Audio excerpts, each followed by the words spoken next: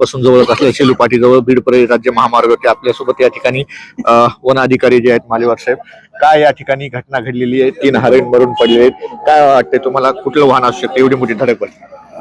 बहुतेक मोठं अज्ञात वाहन आहे आणि एक मोठं वाहन असावं. त्याच्यामध्ये किमान 3 हरणांचा मृत्यू झालेला आहे. थोडस म्हणजे बाजूला ऊसाचं क्षेत्र असल्यामुळे ते अचानक निघाले असतील आणि त्यामुळे त्याला वाहन जोरात असल्यामुळे त्याची धडक बसलेली असेल. निश्चितच आपण त्याच्यावर लवकर पोस्टमॉर्टम वगैरे करून पशुवैद्यकीय अधिकारी आणि त्यांचे कर्मचारी येत आहेत.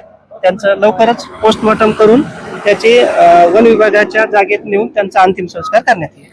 येथील नागरिकांनी असा देखील आरोप केला की 5 वाजल्यापासून ते तुमच्याशी संपर्क साधतायत, पोलिसांशी संपर्क साधतायत. पोलीस म्हणतात वन विभागाला फोन करा, डॉक्टर म्हणतात तुम्हाला फोन करा, असं एकूण एकावर घाललं जातं. नाही, तसा काही प्रकार नाहीये. हे वन विभागाचंच काम आहे, पोलीस किंवा यांचं काम नाहीये. वन विभागाने जेव्हा 8 वाजता त्यांना कळालेलं आहे, वन विभागाने ज्यावेळेस मला 8 वाजता मेसेज आला, मी लगेच माझे कर्मचारी पाठवलेले आणि मी स्वतः जागेवर आलेलो आहे. पुढची कारवाई कशी असणार आहे या ठिकाणी? पुढची कारवाई आता पशुवैद्यकीय अधिकारी व त्यांची टीम ह्या 2 एरियामध्ये कन्फ्युज होतं, पांगरीचा आहे किंवा शिरसाळा आहे. आता कन्फर्म झालेलं आहे की ह्या एरिया पांगरीमध्ये येतोय. पांगरीचे कर्मचारी लवकरच येत आहेत.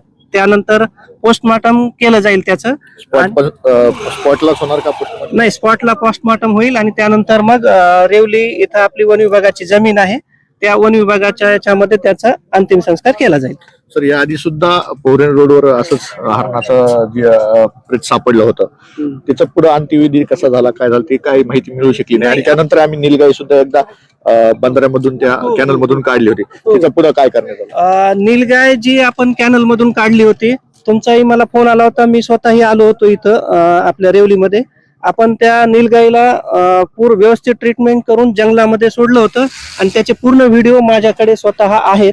ते तुम्हाला केव्हाही पाहायचे तर मी दाखवू शकतो. त्याला म्हणजे जखमी अवस्थेतून आपण त्याला उपचार करून जे बाहेर आणलं आणि आपल्या जंगलामध्ये सोडलं, त्याची पट्टी वगैरे केलेली आणि ते चालतानाचा रनिंग करणार म्हणजे सोडल्यानंतर त्याचं पुढे काय प्रोसेस झाली याचा पूर्ण व्हिडिओ माझ्याकडे आहे, तो आपल्याला लवकर दाखवतो. या घटनेमध्ये आता तुम्ही काय कारवाई करणार? अज्ञात वाहनावर गुन्हा दाखल होणार का?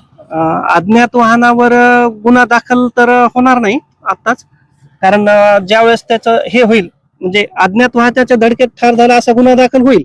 पण आता त्याचा तपास करावा लागेल की कुठल्या वाहनानं हे झालेलं आहे. लवकरच दर्शन तुम्हाला काय वाटलं, कुठलं वाहन असू शकतं? मोठा ट्रक किंवा हायवा असं असावं, कारण 3 हरणांचा जास्त हे झालेलं आहे. मोठी गाडी असावी आणि स्पीड मध्ये असावी. आजूबाजूला ऊसाचं क्षेत्र असल्यामुळे हरणांना लक्षात आलं नाही पळायचं, त्याच्यामुळे हा गुन्हा झालेला आहे.